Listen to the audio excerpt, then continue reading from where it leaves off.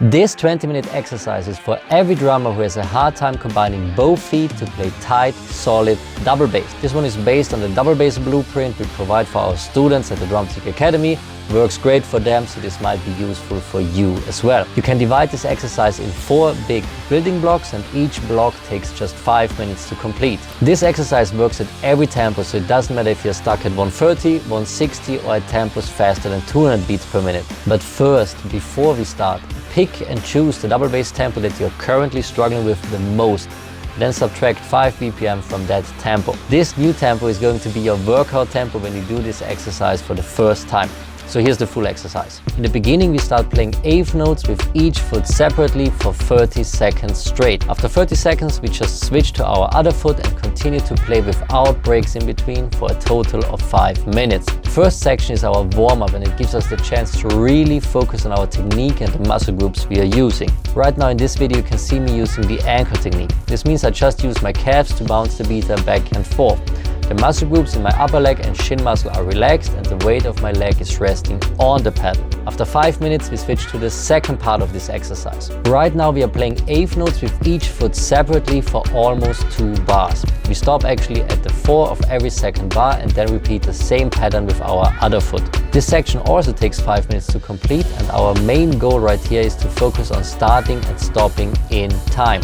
In this demonstration right here, you can see that I slightly lift my heel using a static contraction from my calf muscle before I start to play. That is my ready position. It brings the beater closer to the bass drum head, and it's way easier to start in time this way. And after 5 minutes, again, it's time to move on to the next part of this exercise. At the Drum Technique Academy, we call this the adding the weak foot exercise. If you want to learn more about how our teaching and coaching program works, then head over to drumtechniqueacademy.net/start. What we're gonna do right now is play continuous eighth notes with our leading foot for 2 bars, and then add in the other foot, the weak foot, for 2 bars, resulting in straight 60 notes. Our main focus during this exercise is to not change foot technique when we add in the left foot. The main benefit of this third section is that we are, number 1, teaching our leading foot how to lock in with the click and lead, obviously, and B, it teaches our left foot to follow. At this part of the workout, we will also find out if we are currently struggling with our balance.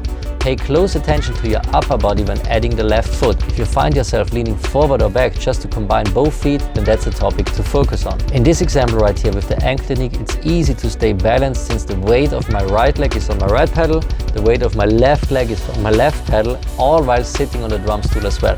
This means I have 3 stable balance points at all times, which makes it easy to stay balanced and in control. And now after 5 minutes, we switch to the final and last section. And actually, this right now is the most important section of all. Yes, it looks simple since we are just combining both feet for straight 60-note double bass, but here are the key factors we got to focus on during those final 5 minutes. The key elements we have to focus on, sorted in order of importance, are: first, the muscle groups we are using right now when playing double bass. Second, the position of our foot on the footboard is vitally important. Make sure that left and right foot are matching.